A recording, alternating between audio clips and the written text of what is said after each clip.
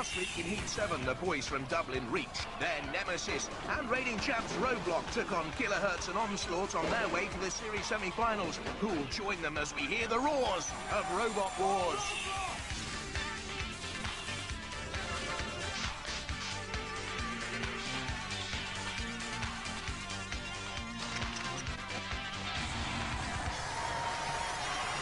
Ladies and gentlemen, please welcome K80's pen pal, Craig Charles. Now, I don't live in a neighbourhood watch area. In fact, I've got the neighbours from hell. The only people invited to their barbecues are the fire brigade, and their garden pond has cut us off from the mainland. But quiet neighbours can be equally as dangerous. I mean, they might keep themselves to themselves, locked away in their garages. But the chances are they're not brewing elderberry wine. They're building robots. And tonight, 6 seemingly friendly mechanics are going to show us their true selves as they fight like psychopaths for a place in our Robot Wars series semi-finals. Let's see what they've been building. First, from Swaddling Coat in Derbyshire, Sting. It may look like a concertinaed stepladder on wheels, but the Barker boys hope to climb to the robot stars with this steel and aluminium 2-wheel drive 24-volt powered machine with its front and side ramming spikes and that nasty-looking sting in the tail.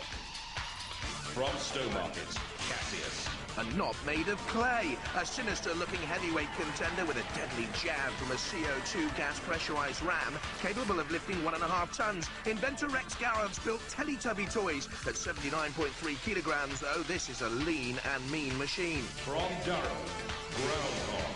4 legs on each corner send the hog strutting its stuff through our war zone. Powered by 2 3.6-volt batteries, the legs can move up and down, and the rear wheels traverse laterally. It has a 0 turning circle and a 12-inch cutting disc at the front. It took 6 weeks to build. From Bristol, Loco. It took 6 months to build, nearly driving the Team Loco. Powered by 2 wheelchair motors, a stainless steel shell with a 24-volt motorized spring-powered ram, which has interchangeable spikes and blade. That's its main weapon. It may appear nippy, but its turning circle is sluggish. From Derby, Rampage. A coal scuttle on wheels, or a triangular mild steel chassis unit under a stainless steel and aluminium shell with 24-volt batteries and a rear 7-inch spinning disc weapon. I prefer the coal scuttle approach. It carries a Derby County Rams motif. From Kettering, Wizard. With its Merlin hat shape, this machine hopes to conjure up the demons of Robot Wars. The hat lights up, so will the audience when they see its chain whips and drill bit weapons. A low ground clearance could be a problem, but I think it's hats off to this team, Craig. Have you ever seen such fine lumps of metal? But one lump of metal's going to get bitter and definitely twisted in the first round. This is the gauntlet designed to test robot endurance and driver wit. They have to get to the end zone. The big decision facing our roboteers is which one of the 3 courses to choose from. Each one is defended by a ferocious house robot, but this week, the Sentinel also stands guard. Now, if they choose to avoid that, which is completely understandable, and come down this, the middle route, then they face annihilation from the Sphere. Roboteers, stand by. Cassius, one of the competition favourites. Rex Garrett's been here before. Recyclops by the pyramid is in problems here. She will not be pleased. Do you think you can do better this time? I hope so. It's a pretty nimble robot this time, and it has this nasty weapon. So talk me through it. Tell me what this robot's got. The whole thing is a little bit high-tech, but that's the weapon. That will lift about 1.5 tons. So this gets underneath something and then brings it up. It should get somebody almost out of the arena. So could that lift a Kilolot, for example? Well, if he is under 1.5 tons, yes. 3, 2, 1. Activate. So this wedge-shaped robot then, to the start of the gauntlet. It's going to take on the Sentinel down this part. Got a little bit of luck and a bit of speed and through. And Dead Metal can't stop it. That's a great run by Cassius. Too late for Dead Metal to come in now. Well done, Rex. Well, you were a finalist in the last war, weren't you? Yes. You controversially beat Mortis in the last war, didn't you? Yes, that was a good fight. We're having a grudge match again, I hope, which will be good. Are you confident about this war? quietly confident, but you know, lots of things are going to happen. I mean, it's a matter of luck whether you get past some of these things, really. But I have an advantage. It's very nimble. And it's also very quick. Yes. Ladies and gentlemen, Rex Gallard, Cassius! Cassius floats like a butterfly, stings like a bee. Power and pace is Rex Gallard's key. Cassius through, completing the course. Well done. Roboteers, stand by. Loco comes to the grid of the gauntlet. Talk me through what Loco's got, what are the features you've designed? Well, we got 2 spikes that wind right back in and then fire out with some pretty hard force. And what about all these designs around the outside? Whose idea was that? Mine and David's. Sort of a ghost train idea, flames, people screaming out the sides. 3, 2, 1. Activate. 13-year-olds Richard Mannion and David Isles then at the controls. Those ghoulish pictures. With imaginations like that, you should see a shrink. Ooh, Dead Metal comes in. They are a little bit sluggish and slow, and Dead Metal all the way to the pit of the Oblivion! And into the pit of Oblivion they go! Have they covered enough ground, though? Around about 10 metres, I'd say. In came Dead Metal. Down, down, deeper and down. 10.4 metres. Should be okay, I think.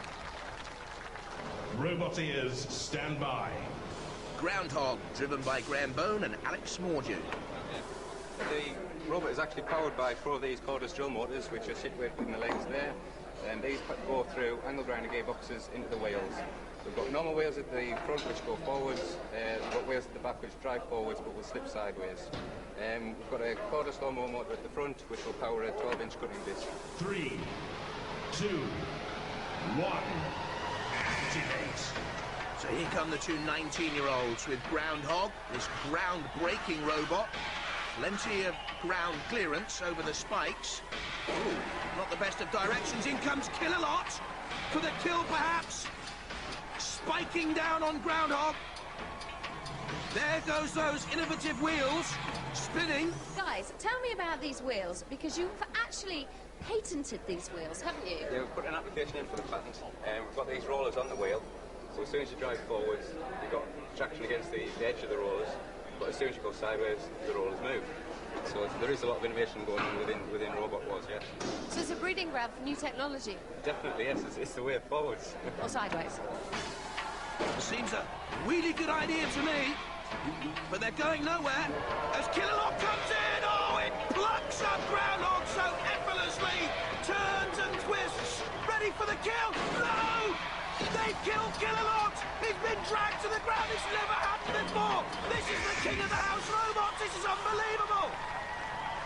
Just waiting to come down on Groundhog, and Groundhog pulled Kill-A-Lot with them. And they love it. We've waited for that all series. Marvellous stuff. That's pretty stunning, wasn't it? Wasn't too bad.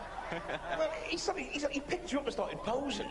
Yeah, and then he fell over. Yeah, he just lost his balance. So how do you think you're done, though? Because you sort of got stuck at the side of the seesaw, didn't you? We are, but it looks like he's a bit ill there at the moment. He's leaking. He's not letting go of you, though. Have you seen that? No. He's got you for keeps. Definitely. Ladies and gentlemen, Groundhog. That big session on the engine oil for Kill-A-Lot last night was too much. But Groundhog, is that too little at 4.4 metres?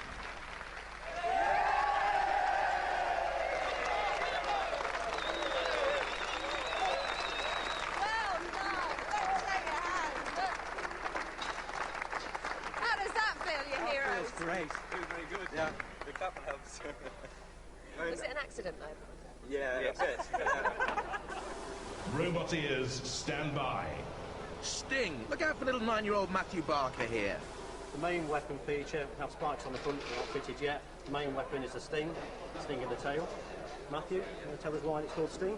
I've got a cat at home called Chloe, and she's got a deformed tail that curls round. And that's what we got the idea from. We couldn't bring her with us, of course. 3, 2, 1. Activate. Matthew's main job in the team, polishing Sting. David Barker, his daddy, and Pritchard making up the team. Beyond the steel tank trap, and taking on the Sentinel. Swings that mighty prong, well timed. There's Dead Metal though waiting, pushing it back onto the Sentinel. In comes Dead Metal's circular saw with that 7mm thick, mild steel on the shell. I don't think... Oh, yes! It is biting in. It is making an effect on that mild steel box section of the chassis, and down into the pit they go, eventually. Did create damage there, that circular saw. Slowly being eased towards the pit. 10.5 metres for Sting. They're through. What's your job on the team? Tactician. Right. And what does that mean exactly? Working out tactics. So, did you work out that you should end up in the pit, or was that not part of your tactics? That's not part of my tactics. Robot ears, stand by. Rampage, an uncle and nephew team. This is our main weapon, which is a circular saw. We hope to do a lot of damage with that. Our Rampage mascot there. Move on to the wheels. We've got mud guards here and hubcaps to protect the wheels. At the front, we've got our rammers, which are made from mild steel. They're solid, they're not going to move. Inside, we've got our wheelchair motors here. They're pretty powerful. We've got radio gear, batteries, and control box. We've got our extremely shiny stainless steel at the front, and we've got aluminium at the back. 3, 2, 1. Activate. Now, will it be all that glitters is not cold-hearted? That's Rampage and the team take on the Sentinel route again. Already pronged. They've got to get off that. Sentinel swings. They're stuck here on one of the spikes. Is there a problem with the steering control? In comes Dead Metal. You can see there the camera on board. And Kill-A-Lot there as well. Oh, this is a deadly disappointing display for Robert Whittle, the 15-year-old, and Peter Weering, his uncle. Nudged back almost to the start again. Kill-A-Lot in there, Dead Metal in there as well. Kill-A-Lot with some sort of tourniquet, perhaps repairing the wound from early on. They're trying to splice and slice.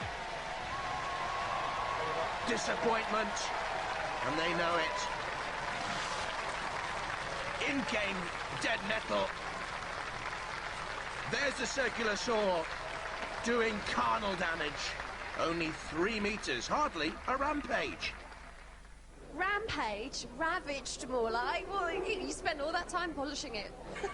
It's not too bad. There's a huge, great hole in this side. Just get a lot of damage done to that.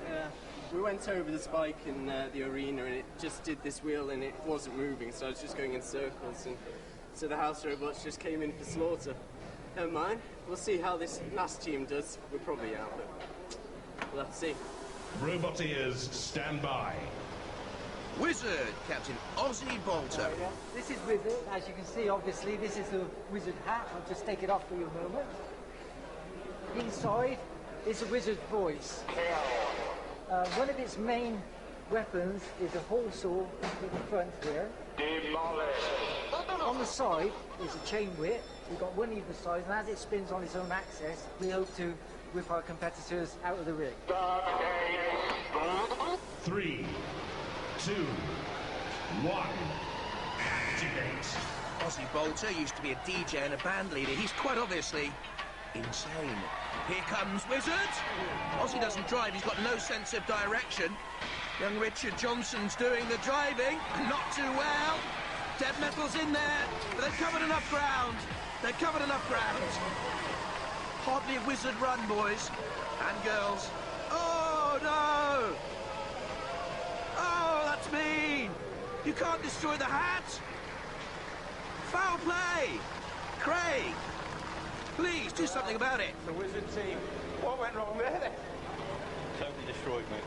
Totally destroyed, and then Dead Metal got right evil and started trying to saw your hat off. I don't know what went wrong. Dodgy driving on my part. Yeah, you kind of helped them out. You sort of drove straight into the pit yourself, really, didn't you? The Wizard team. Cheers, guys. Magnificent stuff, though, by Wizard. Totally balmy. 5.4 metres there through. Sadly, Rampage out. One robot sent off, one to be relegated in the trials, which tonight sees the return of soccer as a contact sport. We don't mind if our players elbow in the face, pull each other's shirts, or tackle from behind.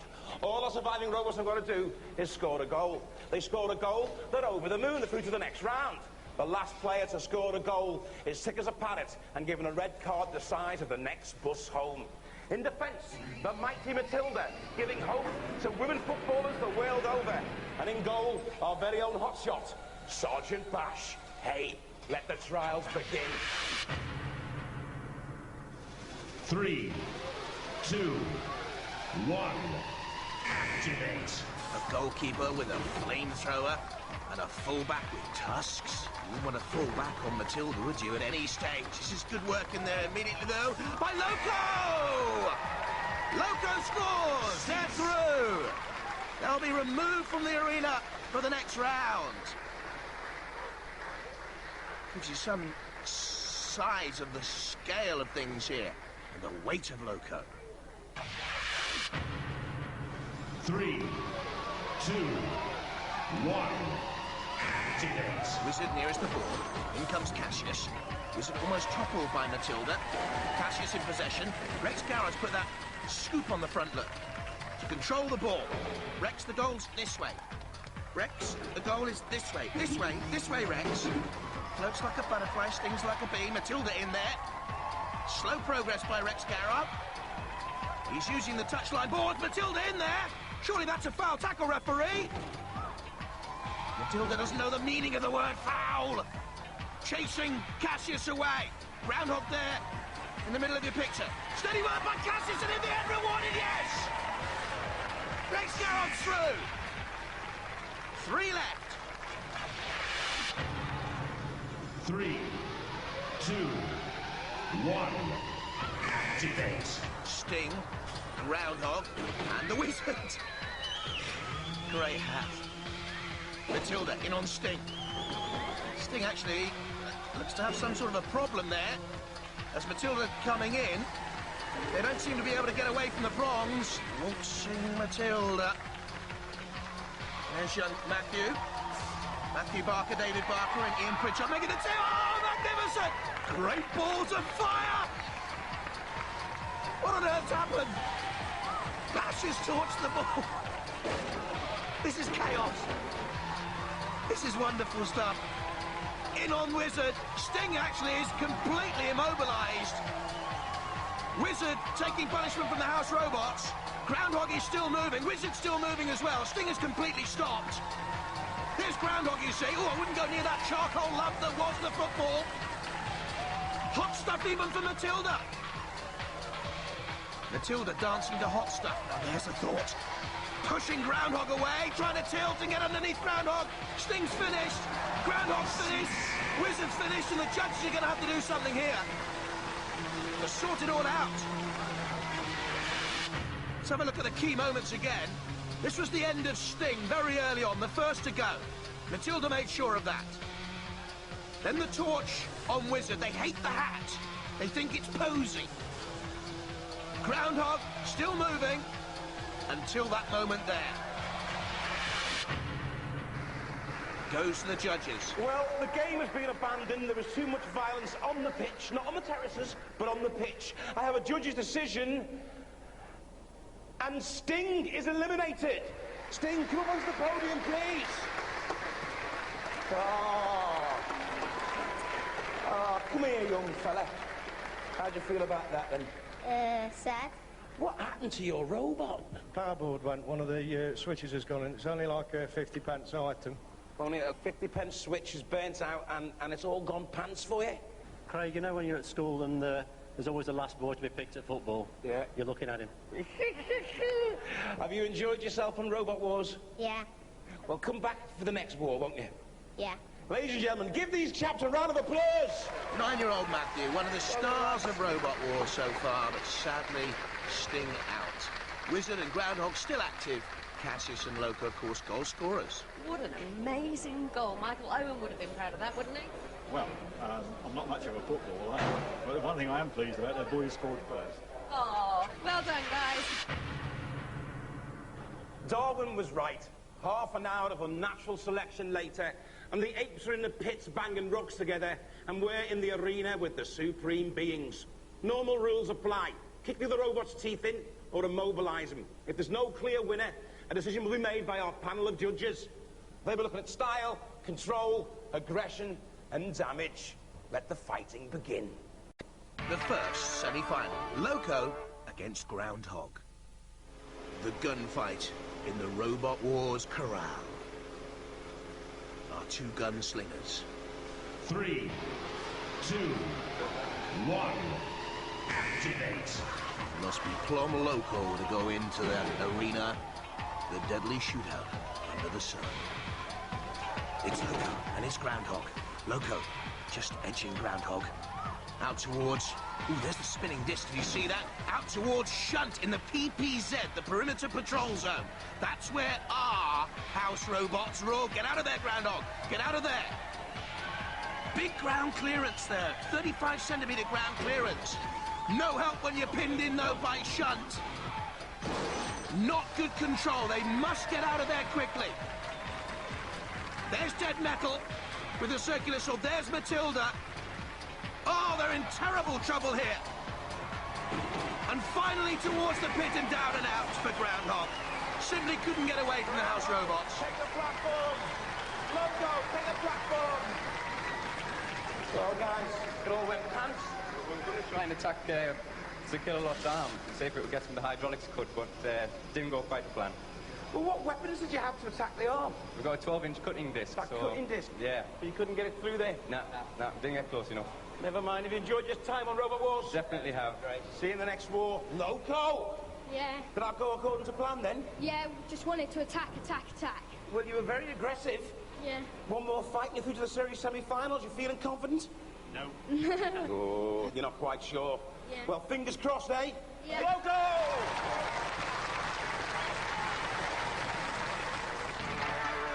The second semi-final, Cassius against Wizard.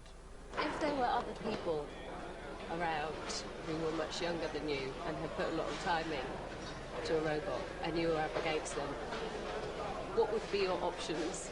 Well, I couldn't possibly destroy their robot. For all the right in China, I couldn't do that. That's against the principles completely. I want to encourage kids to build them. I don't want to destroy them. So if I could immobilize them without doing them any harm, yes, but I certainly wouldn't go out to destroy them. No way. Now, a house robot, that's different.